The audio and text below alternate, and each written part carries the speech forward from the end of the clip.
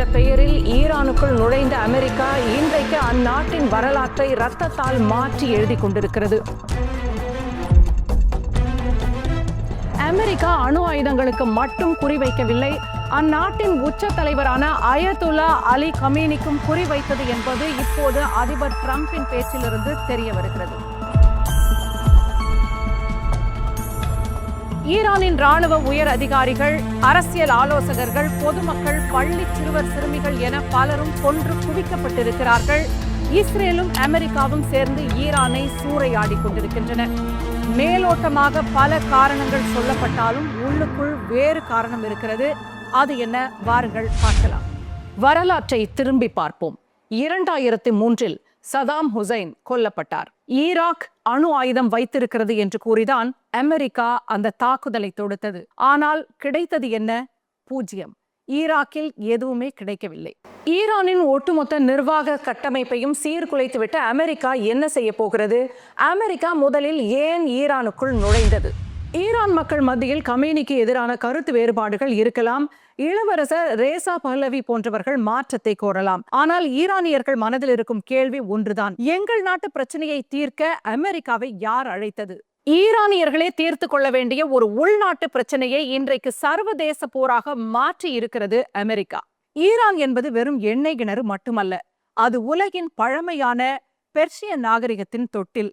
கலை, இலக்கியம், கணிதம் மற்றும் அறிவியல் என நீண்ட நெடிய பாரம்பரியம் கொண்ட நாடு ஈரான். அதன் புவிசார் அரசியல் அமைவிடம் ஆசியா மற்றும் ஐரோப்பாவை இணைக்கும் ஒரு பாலமாக இருக்கிறது. இந்த தனித்துவமான நிலப்பரப்பும் அதன் இயற்கை வளங்களுமே இன்று அந்த நாட்டிற்கு சாபமாக மாறியிருக்கிறது.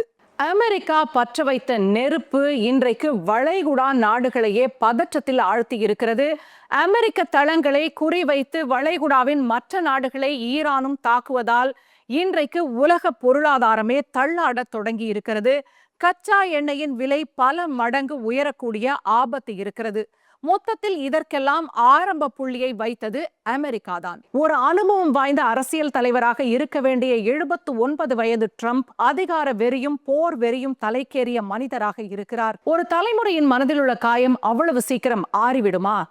அணு ஆயுதங்களை அழிப்பதாக சொல்லி ஒரு தேசத்தின் எதிர்காலத்தையே கேள்விக்குறியாக்குவது எந்த விதத்தில் நியாயம்? இறந்து போன பிஞ்சு குழந்தைகளுக்கு யார் பதில் சொல்ல போவது? வரலாற்றில் அமெரிக்கா ஜனநாயகம் என்ற பெயரில் காலடி எடுத்து வைத்த இடங்களெல்லாம் இன்றைக்கு எந்த நிலையில் இருக்கிறது என்பதை நாம் பார்க்க வேண்டும். ஒரு காலத்தில் அரபு உலகின் இரும்பு மனிதர்களாக திகழ்ந்த சதாம் ஹுசைன் மற்றும் மொமர் கடாஃபி வீழ்த்தப்பட்ட பிறகு ஈராக்கும் லிபியாவும் அமைதியை கண்டதா? இல்லை என்பதே கசப்பான உண்மை. இன்று 2026 ஈராக் தனது பொருளாதாரத்திற்காகவும் வங்கி சேவைகளுக்காகவும் இன்னமும் அமெரிக்காவின் தயவிலேயே நிற்கிறது. அங்கு நிலவும் அரசியல் குழப்பங்கள் அந்த நாட்டை ஒரு நிரந்தர பதற்றத்திலேயே வைத்திருக்கின்றன. மறுபுறம் ஆப்பிரிக்காவின் செழுமையான நாடாக இருந்த லிபியா இன்றைக்கு 2 துண்டுகளாக பிரிந்து அதிகார போட்டியில் சிதைந்து கிடக்கிறது. இந்த நாடுகளில் வலுவான தலைவர்கள் அகற்றப்பட்ட பிறகு உருவான அரசியல் வெற்றிடத்தை அமெரிக்கா தனது சுயநலத்திற்காக பயன்படுத்தி கொண்டிருக்கிறது. ஒரு தேசத்தின் தலைவரை அழிப்பது எளிது. ஆனால் சிதைந்து போன அந்த நாட்டின் கட்டமைப்பையும் மக்களின் வாழ்வாதாரத்தையும் மீட்டு தரப்போவது யார்? இன்றைய ஈராக்கின் நிலைமையும் லிபியாவின் நிலைமையும் அதைத்தான் சொல்கிறது. அதே போன்ற ஒரு நிலையில் ஈரானும் நாளைக்கு நிற்க போகிறது. ட்ரம்ப் வேண்டுமானால் இதை தீமையின் முடிவு என்று சொல்லலாம். ஆனால் இந்த போரின் மூலமாக ஈரானின் எண்ணெய் வளத்தை அமெரிக்காவின் கட்டுப்பாட்டில் கொண்டு வர துடிக்கிறார் ட்ரம்ப். அதைத்தான் நம்மால் புரிந்து கொள்ள முடிகிறது. இன்னொரு புறம் வெனிசுவேலாவை எப்படி தன்னுடைய கட்டுப்பாட்டில் வைத்திருக்கிறாரோ அதே போலதான் ஈரானின் நிலைமையும் என்று அரசியல் ஆய்வாளர்கள் கூறுகிறார்கள். பொருளாதார தடைகளை மீறி ஈரானுடன் வர்த்தகம் செய்த சீனாவுக்கு இனி கச்சா எண்ணெய் கிடைக்காது. வளைகுடா நாடுகளில் அமெரிக்காவின் அதிகாரத்தை நிலைநாட்ட இன்று அந்த பகுதி முழுவதும் போர் என்ற பெயரில் சூறையாடப்படுவதாகவே தெரிகிறது. ட்ரம்பும் நெத்தன்யாகவும் வெற்றி களிப்பில் இருக்கிறார்கள். அதன் பின்னால் இருக்கக்கூடிய போர் வெறி மக்களுக்கு அச்சத்தை தருகிறது. வல்லரசு நாடுகளின் அதிகார வெறியினால் வளைகுடா நாடுகளில் இன்றைக்கு குண்டுகள் விழுந்து கொண்டிருக்கின்றன. வளைகுடா நாட்டு மக்கள் பதற்றத்துடன் இருக்கிறார்கள். ஈரான் தெருக்களில் அழுகுரல்கள் மட்டுமே எஞ்சி இருக்கிறது.